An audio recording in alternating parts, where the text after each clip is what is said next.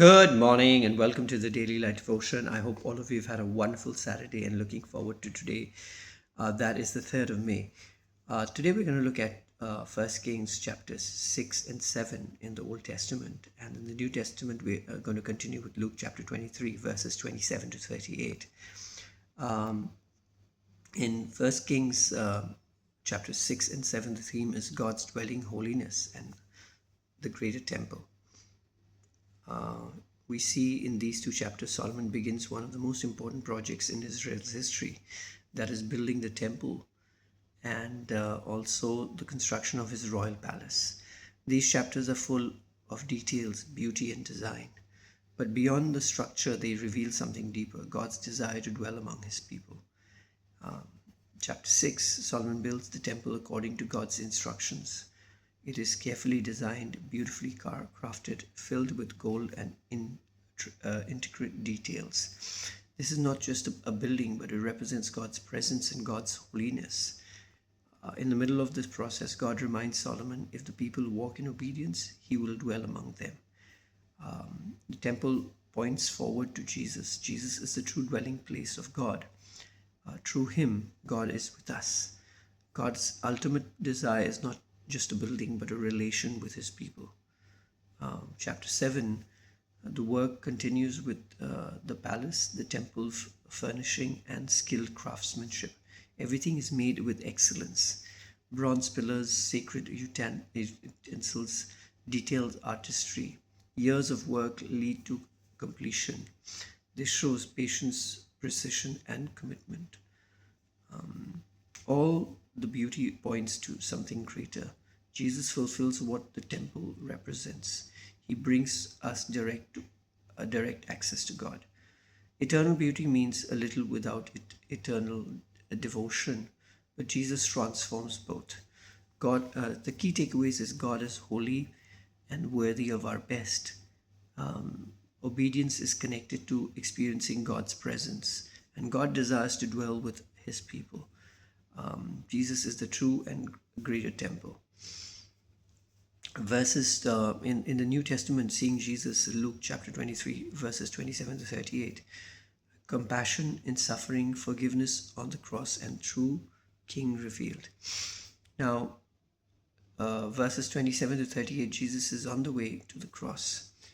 We see the interaction with the crowd, his interaction with the crowd, his words of warning and compassion, and the crucifixion.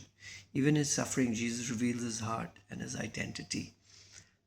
Verses 27 to 31, a large crowd follows Jesus, including women who mourn for him. But Jesus turns and says, "Do not weep for me.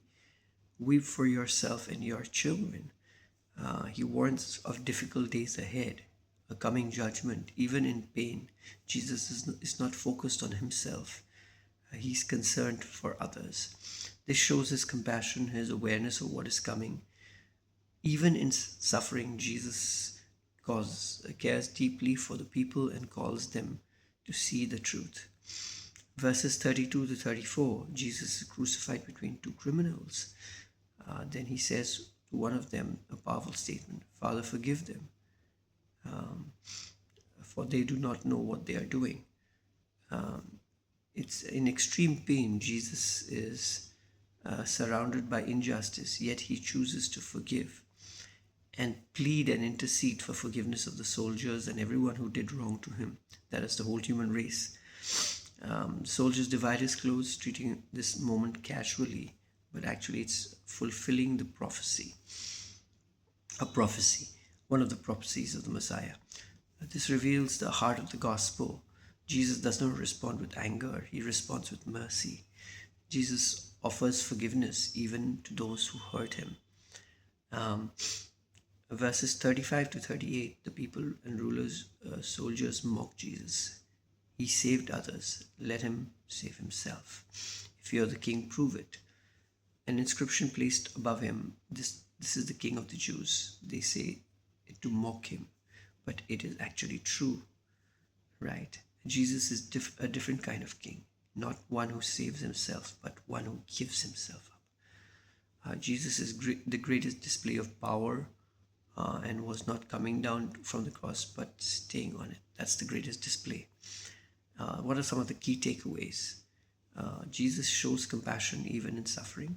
Forgiveness is at the heart of who he is, and the world may misunderstand or mock, but the truth remains. Jesus is the true King, revealed through sacrifice. You know, verses Luke chapter 23, verses 27 to 38 challenge us. How do we respond to Jesus? And do we recognize him as King? He did not come to save himself. He came to save us. Even in pain, he chooses love. Even in rejection, he offered forgiveness. Receiving his mercy and follow him as our King. That is what God wants. God doesn't want us to live for him, but he wants to live through us, displaying the same mercy, love, and, even in our suffering, not thinking about ourselves, but thinking about God and the other person we're dealing with. That's true relationship. That's godly relationship. Have a blessed Sunday, and I'll see you next week. I'll see you tomorrow. God bless you.